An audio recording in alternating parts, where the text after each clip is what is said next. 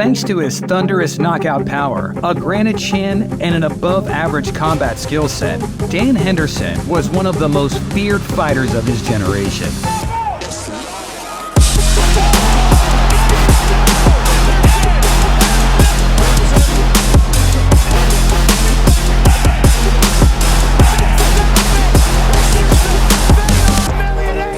Dan Henderson will go down, without a doubt, as one of the all-time greats.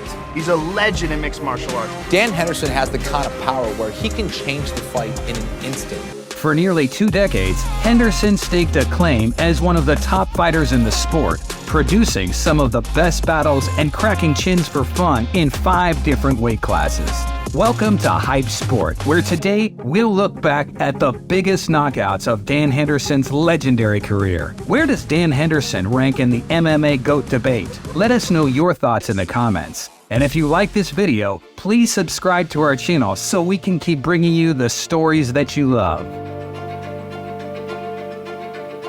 Dan Henderson started his mixed martial arts career as a side hustle to make some extra dollars and support his wrestling career. By the time he started his MMA journey, Henderson had already competed in the 1992 and 1996 Summer Olympics, placing 10th and 12th respectively. For a third chance to represent his country in the Olympics in 2000, Henderson needed more money to fund his wrestling training. To make that happen, Henderson was advised to take up MMA by former 2-division UFC champion Randy Couture. The hard-hitting wrestling ace started his MMA journey by taking part in the Brazilian Open lightweight tournament in 1997. His MMA debut came in the semifinals of the tournament, where he won by TKO in the first round. In the final, he won the tournament by dispatching his opponent in only 30 seconds.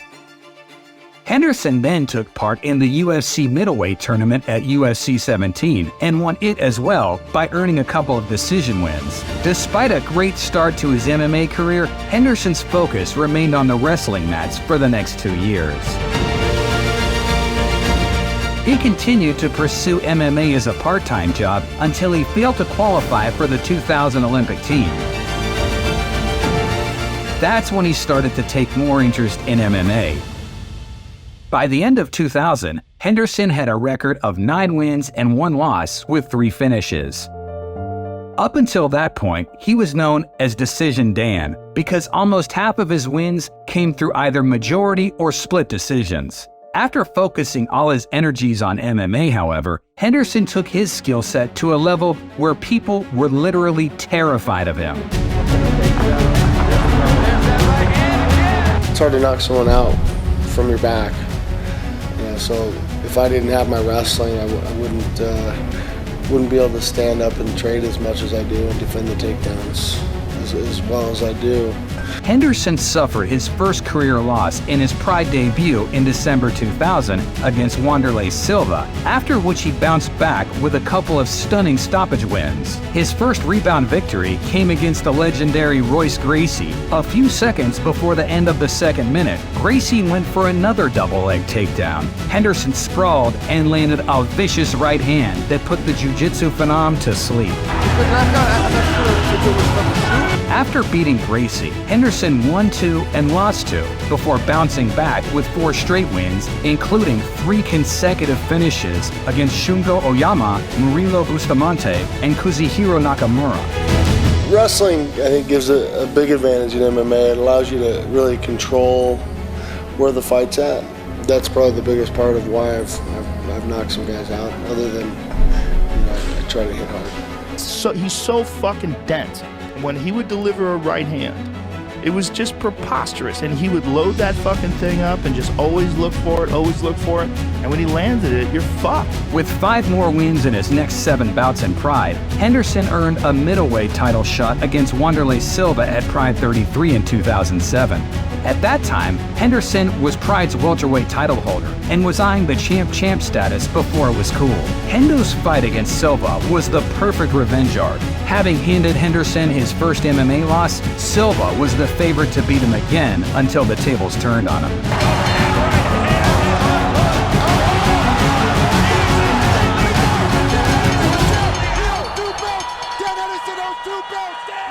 After scoring arguably the biggest win of his career, the two-division Pride champ signed with the UFC for the second time, but his new beginning with a promotion wasn't ideal. In his comeback fight in the UFC, Henderson lost to Quinton "Rampage" Jackson in their light heavyweight title fight.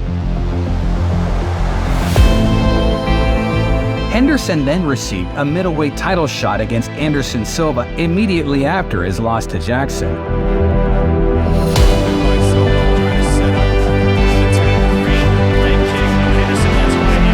But he lost to the Brazilian as well. Before producing his biggest moment in the UFC at UFC 100 in 2009 when he fought Michael Bisping. Yes. And we'll continue this conversation. All right. Bisping was a sizable underdog heading into the fight, but his trash-talking had brought the betting lines closer. Henderson had the edge in all departments. He was the better wrestler, the more powerful striker, and was equipped with one of the sturdiest chins in MMA. Bisping, however, repeatedly made the mistake of entering the danger zone time and again. And after marginally missing out on a clean connection a couple of times, Henderson landed one right on the button to score one of his most iconic knockouts in UFC history.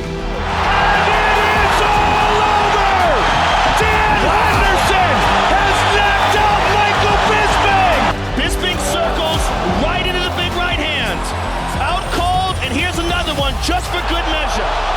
And that one stiffened up his toes. Henderson's logo is an image of him flying through the air, delivering this haymaker to an unconscious Michael Bisping.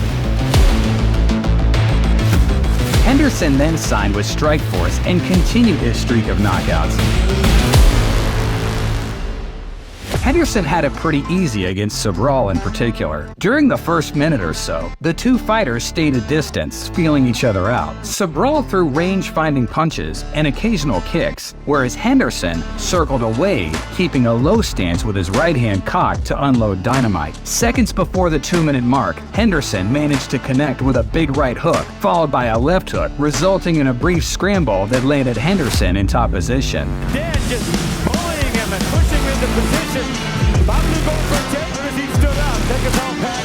I tell you what, there it is. You throw the legs by and you drop the right. Henderson won the Strikeforce light heavyweight title by defeating Cavalcante.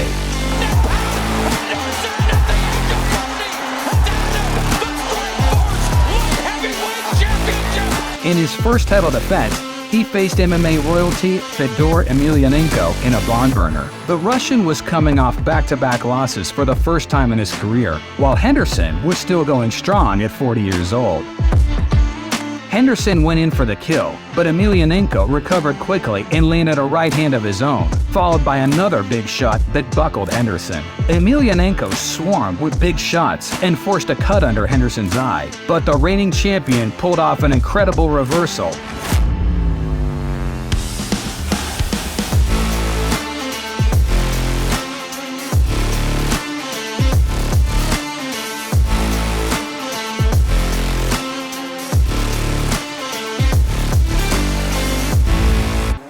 Henderson returned to the UFC after the promotion acquired Strikeforce and instantly made a huge impact by producing one of the best fights in MMA history against Mauricio Rua at UFC 139.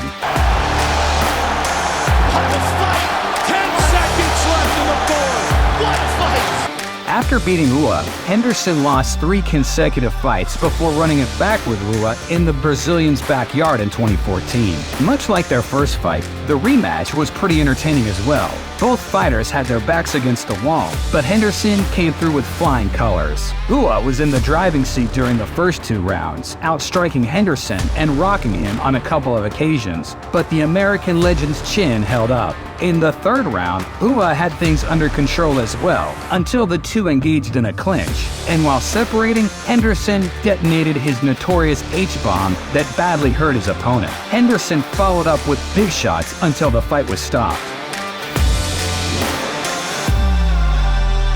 Henderson fought 6 more times with 4 losses and 2 notable wins against Tim Boetsch and Hector Lombard. Henderson's fight against Tim Boetsch lasted only 28 seconds.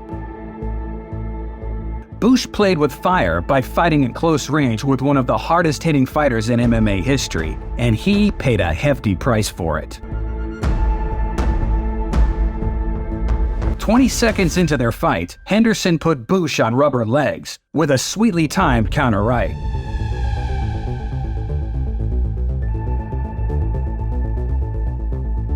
Appreciate all the support from all the fans.